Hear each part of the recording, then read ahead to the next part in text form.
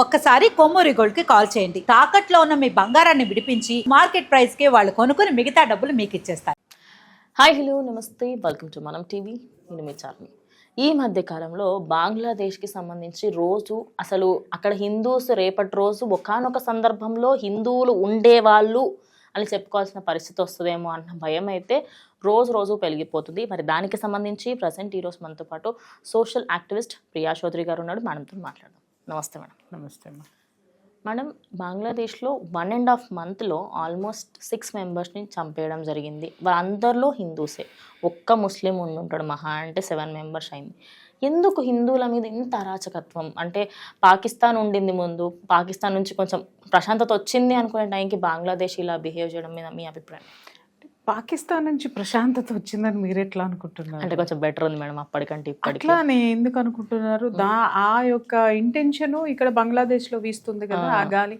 అదే ఇప్పుడు అక్కడి నుంచి ఇటు ట్రాన్స్ఫర్ అవుతుంది. సో అట్లా మనం చూడాలి తప్పితే పాకిస్తాన్ నుంచి ఇది అది ఎప్పుడు ఒక దగ్గర చల్లారదు. అది ఎందుకనంటే వాళ్ళు బ్రతికేదే మతతత్వం మీద, ఒకే మతోన్మాదం మీదే వాళ్ళు బ్రతుకుతున్నారు. సో అది ఎప్పుడు కూడా ఆ చిచ్చు ఆరనివ్వరు. ఎందుకంటే ఆరిపోతే వాళ్ళు ప్రపంచ పటంలో ఉండరు. ఇంకొకటి వాళ్ళ గురించి ఎవరు మాట్లాడుకోరు. కాబట్టి ఈ భావజాలం ఏదైతే ఉందో, మతతత్వ భావజాలం ఏదైతే ఉందో దాన్ని రెచ్చగొడుతూనే ఉంటారు. అలాగే వాళ్ళని పావుల్లాగా వాడుకుంటూనే ఉంటారు. ఇవన్నీ జరుగుతూనే ఉంటాయి. సో బంగ్లాదేశ్ ఒక పావు అన్నమాట వాళ్ళకి. ఇప్పుడు పాకిస్తాను బంగ్లాదేశ్ రెండూ కలిసి డీప్ స్టేట్స్ చేతిలో పావు. అదేలే, అర్థమైంది. అవి రెండు. ఎందుకంటే ఇండియాని అటాక్ చేయాలి అని అంటే ఇప్పుడు వీటిని దాటుకుని ఎవరైనా సరే రావాలి. కాబట్టి వీళ్ళని వాడుకొని వాళ్ళు ఏంటి ఇండైరెక్ట్ గా యుద్ధం చేస్తున్నారు. అది కూడా ఇలాంటి రెచ్చగొట్టి. So this is the version. ఇది ఉన్నంత వరకు కూడా, ఈ మతతత్వం ఉన్నంత వరకు కూడా ఇవి తప్పవు. ఇలాంటివన్నీ జరుగుతూనే ఉంటాయి. ఇలాంటివన్నీ మనం చూస్తూనే ఉంటాం. అంటే 6 చంపేశారు కదా మనం ఇప్పటి వరకు. అంటే ఆ 6లో హిందూస్నే ఎక్కువగా టార్గెట్ చేస్తున్నారు. అంటే హిందూస్ని టార్గెట్ చేసి అక్కడ నుంచి వెళ్ళిపోండి అన్నట్టుగా కూడా మాట్లాడుతున్నట్టు తెలుస్తుంది. కానీ అక్కడ హిందూస్ మాత్రం మేము ఇక్కడే పుట్టాము, మేము ఇక్కడే చస్తాము అన్నట్టుగా మాట్లాడుతున్నారు. ప్రాణం కంటే కూడా ప్రాంతీయ భేదము, నేను అక్కడ పుట్టానన్న భేదం ఎక్కువ ఉండడం కరెక్ట్ అంటారా మీ ఉద్దేశంలో?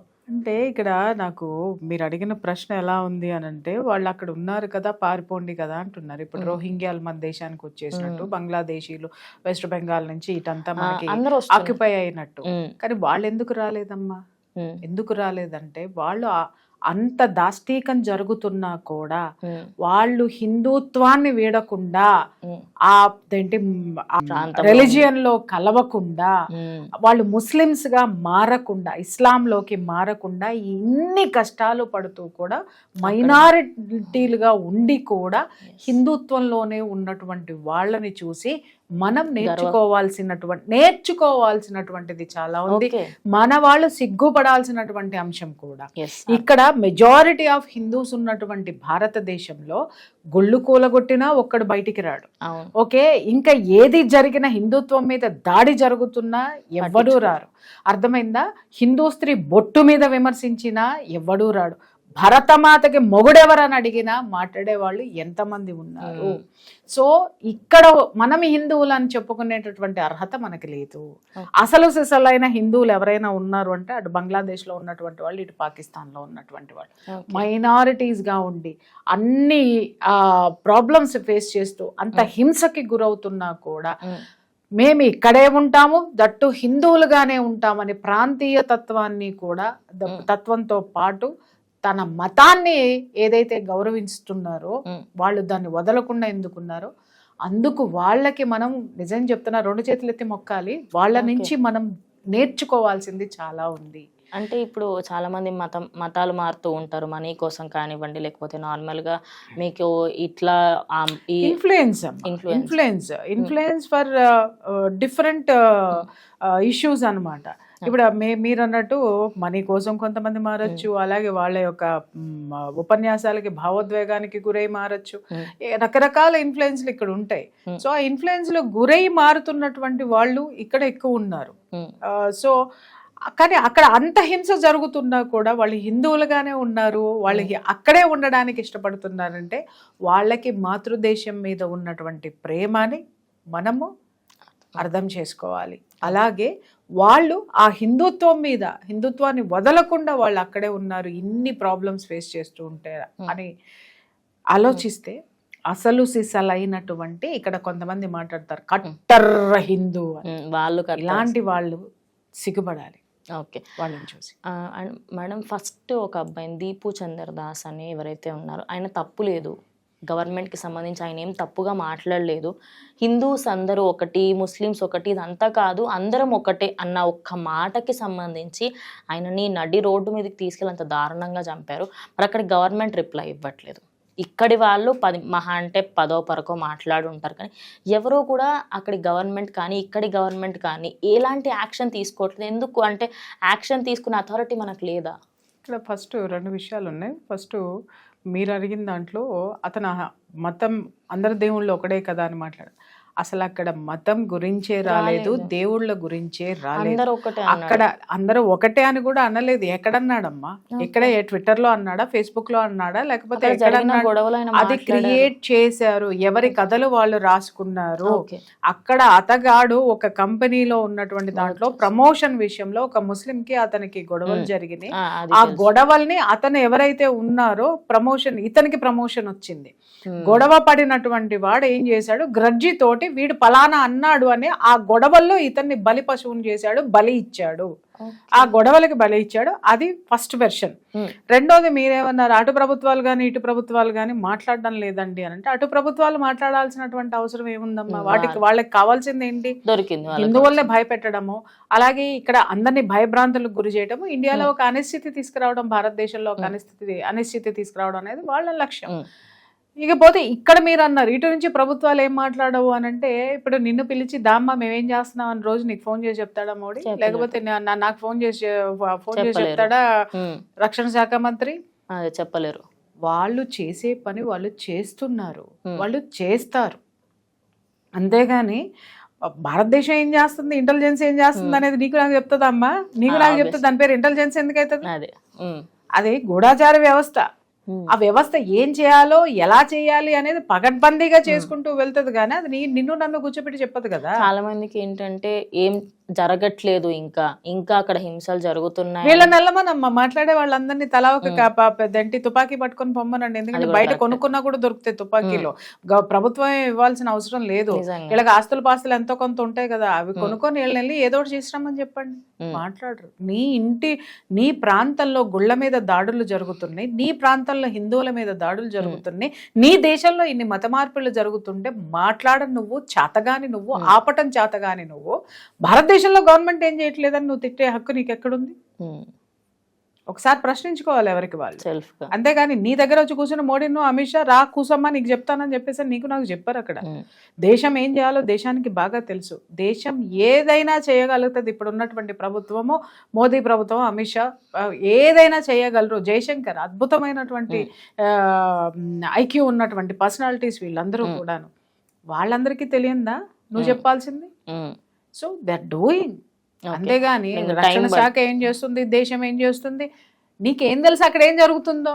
అరే నీ పక్కనే నీ హిందువు మీద దాడి జరిగితే నువ్వు వెళ్ళడానికి నీకు బద్ధకము, నీకు వెళ్ళడానికి నీకు పిరికితనము, నువ్వు దేశం గురించి మాట్లాడేస్తావు. అక్కడ ఏం జరుగుతుందో నీకు ఇక్కడ తెలియాలి. ముందు నిన్ను నువ్వు సంస్కరించుకొని ఏడువు, తర్వాత మళ్ళీ మన దేశం గురించి మాట్లాడు. ఓకే, అంటే ఓవరాల్గా మనకి ఇప్పుడు బంగ్లాదేశ్కి సంబంధించి కానీ లేదా పాకిస్తాన్, ఈ 2 దేశాలు రోజు రోజుకి కక్ష అనేది పెంచుకుంటూ పోతున్నాయి. అండ్ ఈ మధ్య కాలంలో అక్కడి ఒక వ్యక్తి, ఆయన ఒక ఎమ్మెల్యే కైండ్ ఆఫ్ కేటగిరీ అనమాట, ఆయన ఏమంటాడంటే మన 7 సిస్టర్స్ని తీసుకుంటాడంట.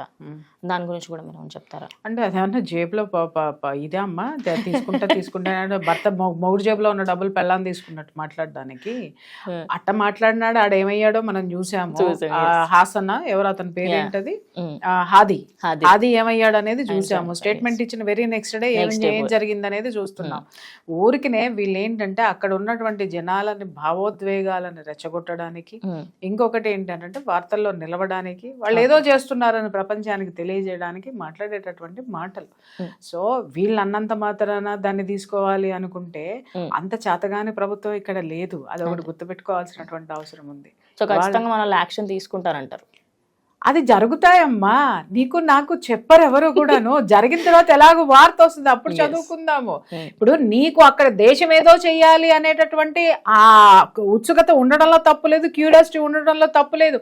కానీ ఇక్కడ నీ వాడలో జరుగుతున్నటువంటి మత మార్పిళ్లు కానీ, నీ వాడలో జరుగుతున్నటువంటి దౌర్జన్యాలు కానీ, నీ రాష్ట్రంలో జరుగుతున్నటువంటి దేవాలయాల మీద దాడుల మీద కానీ నువ్వే మాత్రం స్పందిస్తున్నావు చెప్పు. నువ్వు ఇంట్లోనే కూర్చుంటావు, నిన్ను పోలీసు వాడు వచ్చి రక్షించాలి. నువ్వు ఇంట్లోనే కూర్చుంటావు, దేశం చివర సైనికులపై కొట్లాడి రావాలి. అరే ఇంత బద్దకస్తుని నెత్తి మీద పోయాల్సినటువంటి దేశం ఏదో ఒక రోజు దించకుండా చూసుకో. నువ్వేం చేస్తున్నావు చూసుకో దయచేసి. అది నేర్చుకో ఫస్ట్.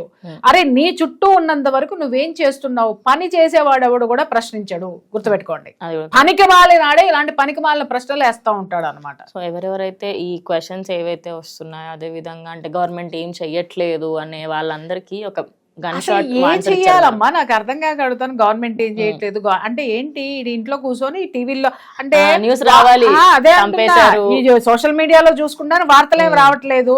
కాబట్టి ఇక్కడ వీడియో దాన్ని ఏమంటారు, శరీరంలో ఉన్నటువంటివన్నిటిని కూడా సర్ప్రెస్ చేసుకోవడానికి మొత్తం అంతా కూడా వాడికి ఎప్పుడు చావులు తనుకోవడాలు రావాలి. అంతర్యుద్ధం భయంకరంగా జరుగుతుంది. అది ఎవరికి తెలుసు?